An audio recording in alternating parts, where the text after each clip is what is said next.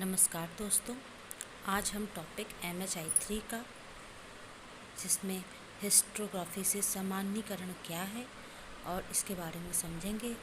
अगर आपको वीडियो अच्छा लगे तो लाइक एंड शेयर कीजिए और प्लीज़ सब्सक्राइब करिए। ये मेरा नया प्रयास है और आगे की अच्छी जानकारियाँ मैं आपको देती रहूँगी।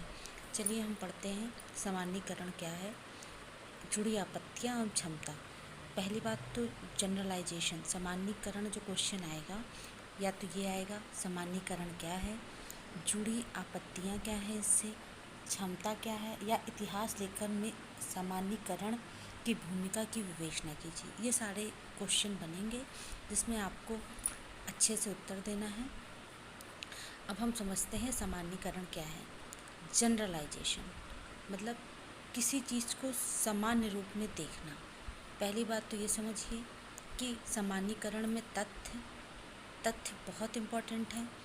अव्यवस्थित यानी कि कोई भी चीज़ है, अस्त व्यस्त है, उसको अव्यवस्थित आंकड़ों व स्पष्ट तर्कों को इकट्ठा करके क्रमवार प्रस्तुतिकरण। मतलब कोई भी आंकड़ा, कोई डेटा है जो अनसीक्वेंस्ड है, वो अनसिस्टमैटिक है, और उसको क्या करते हैं, उसको हम व्यवस्थित ढंग से उस डेटा को, तर्कों को इकट्ठा करेंगे और सीक्वेंस क्रमवार उसका प्रेजेंटेबल हो, उसका प्रस्तुतिकरण करेंगे।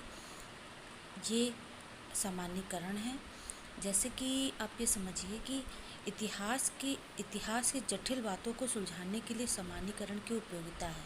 घटनाओं को पहले जो इतिहासकार हैं वो उसको क्या करेंगे, घटनाओं को एक सूक्ष्म नज़रिए से देखेंगे, फिर उसका जो डेटा है, उसका जो आंकड़ा है, उसकी जो डेट है, जिस काल में हुआ है, उसको वे व्यवस्थित करके और तर्क को, एकदम फैक्ट जो तर्क है, उसको इकट्ठा करेंगे और सीक्वेंस यानी कि हम पहले क्या हुआ, फिर उसके बाद क्या हुआ, फिर इसका रिजल्ट क्या है, इस तरह की प्रस्तुतिकरण करके फिर उसका एक सामान्य तर्क निकालते हैं। जैसे कि आप ये समझिए कि मोहनजोदड़ो या हड़प्पा संस्कृति में स्नानागार मिला। हड़प्पा बड़े बड़े विशाल स्नानागार थे, तो कई जगह ऐसे स्नानागार मिले। तो ये हुआ, उनकी दीवारें थी, ईंटों की थी, मृत भांड मिले, तो ये एक सारे सब जगह मिल रहे हैं। तो ये है कि हाँ, पुराने ज़माने में मिट्टी का बर्तन यूज़ होता था, सिक्के, अर्थव्यवस्था के लिए सिक्के थे। तो ये एक सामान्यीकरण कर दिया गया है। अब हम देखेंगे सामान्यीकरण में क्या होना चाहिए।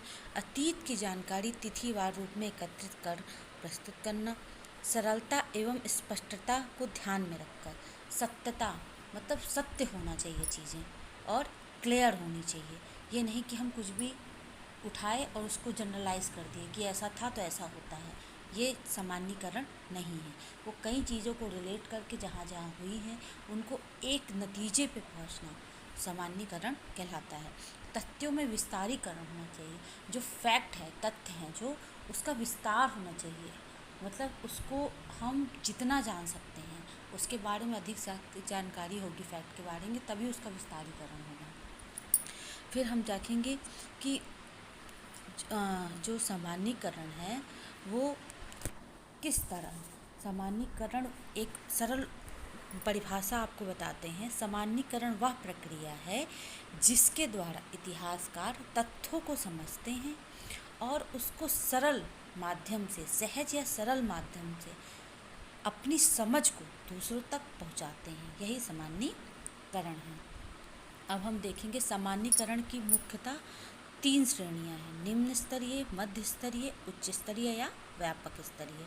जो निम्न स्तरीय श्रेणियां हैं, तथ्य या घटना को विशेष कालखंड में वर्गित करना। जब हम किसी तथ्य या घटना को एक विशेष कालखंड में वर्गित करते हैं तो उसे निम्न स्तरीय सामान्यीकरण कहते हैं। जैसे किसी एक विशेष दिन की घटना, किसी घटना को राजनीतिक घटना कह देना, या किसी व्यक्ति विशेष को, किसी समाज को, धर्म को, जाति को जोड़कर देखना, इस घटना के संबंध में कहना वह इस तिथि को घटित हुई। ये एक छोटा निम्न स्तरीय क्या है, सामान्यीकरण है। अब हम आएंगे मध्य स्तरीय पे।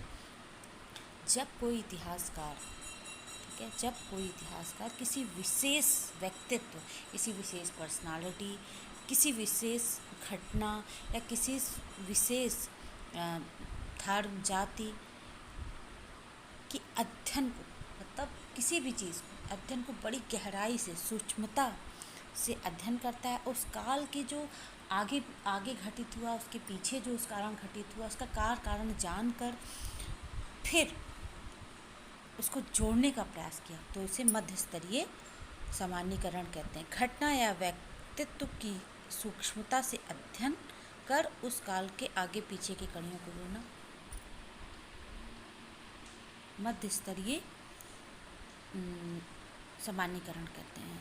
उच्च स्तरीय व्यापक स्तरीयकरण में समाज के संपूर्ण पहलुओं का या किसी विशेष सीमित विषय के पश्चात भी राष्ट्रवादी या विश्वव्यापी अध्ययन, मतलब जब कोई इतिहासकार समाज के संपूर्ण पहलुओं का या किसी सीमित विषय के पश्चात भी उसका बहुत बड़ा विश्वव्यापी अध्ययन करता है। कोई चीज़ घटना घट गई, अभी आपके हाल में ही कोरोना आया है, तो कोरोना का विश्वव्यापी अध्ययन चलता रहेगा कई सालों तक, तो इसका अध्ययन ये क्या हो गया, आपका उच्च स्तरीय सामान्यीकरण है।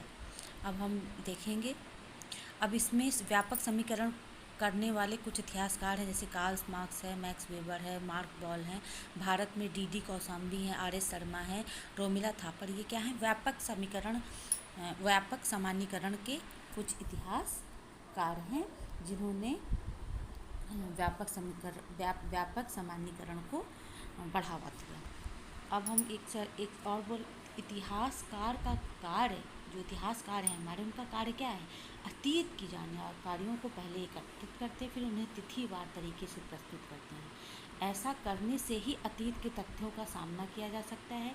तथ्यों का चयन इसलिए भी आवश्यक है क्योंकि तथ्य एक दूसरे से उलझे हैं और अधिक संख्या में होते हैं।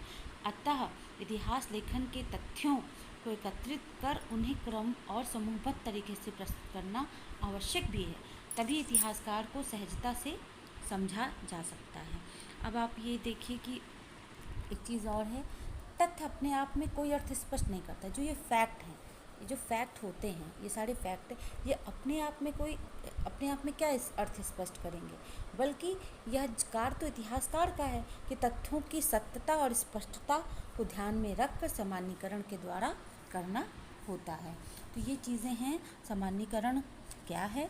अब देखेंगे इसमें कि इसकी आपत्तियाँ, अब आप एक इसमें सेंटेंस था, जुड़ी आपत्तियाँ क्या है। अब देखिए कि जैसे हम उदाहरण लेते हैं कि पहले जैसे भवन श्रमिकों में निवास स्थान के साथ साथ निवास स्थान पे कुछ भट्टियाँ मिली, जैसे हड़प्पा संस्कृति में भट्टियों में क्या है, धातु गलाई जाती थी। घड़ी भंडार घर मिले, श्रमिक भवनों में अवशेष मिले। तो ये सब देखकर क्या हुआ, ये सब एक सामान्यीकरण पे पहुंचा गया कि ये सारी चीज़ें इसी काल में नाम या किसी तिथि में अलग जाकर कोई विश्लेषण करने लगता है और वह सामान्यीकरण करता है कि हाँ, जो भंडारगृह हुआ करते थे, अन्नगार हुआ करते थे, स्नानागार हुआ करते थे, तो ये सामान्यीकरण कर दिया है। सामान्यीकरण के बिना इतिहास लेखन संभव ही नहीं है। इस बात से इनकार नहीं किया जा सकता है कि सामान्यीकरण को लेकर कुछ इतिहासकार की आपत्तियां भी उठाते हैं। उनका कहना है कि सामान्यीकरण तथ्यों से परे रखना चाहिए, परंतु यह संभव ही नहीं है क्योंकि सामान्यीकरण ही तथ्यों को तथ्य बनाते हैं। सामान्यीकरण को लेकर आलोचकों का यह भी कहना है कि इसमें कहीं कहीं तथ्यों की यथार्थता खत्म कर देता है। जैसे एक बुक है the new Cambridge modern history, इसमें एल्टन ने कहा है कि जैसे सामान्यीकरण ही है जो कि इतिहासकार जिससे फलता फूलता है। सामान्यीकरण को लेकर ऐतिहासिक तथ्यों को एकत्र करने वाले लोगों को अलग करता है, लेकिन साथ साथ यह कहना भी जरूरी है कि सामान्यीकरण हमें वह आज़ादी नहीं देता, मतलब वह हमें सामान्यीकरण एक आज़ादी नहीं देता कि हम एक खाका खींचकर सारी ऐतिहासिक घटनाओं को सिर्फ उसी की कसौटी पर कसते चलें। खुद कार्ल मार्क्स ने इन बातों की पुष्टि की है। तो ये सारी चीज़ें सामान्यीकरण के अंतर्गत आती हैं। आप ये सारी चीज़ों को अगर इस वाइज पढ़ेंगे, इस तरह, ये मेरा प्रयास है। अगर आपको अच्छा लगे तो प्लीज़ सब्सक्राइब करिए और हम इसी तरह एक फ्लो चार्ट में आपको पढ़ाने की कोशिश करेंगे। इसको आप ध्यान से, मैं इसका आपको नोट करना है तो आप इसको नोट कर सकते हैं। इसके साथ साथ थैंक यू, प्लीज़ सब्सक्राइब करिए मेरा मनोबल बढ़ाने के लिए। Thank you so much.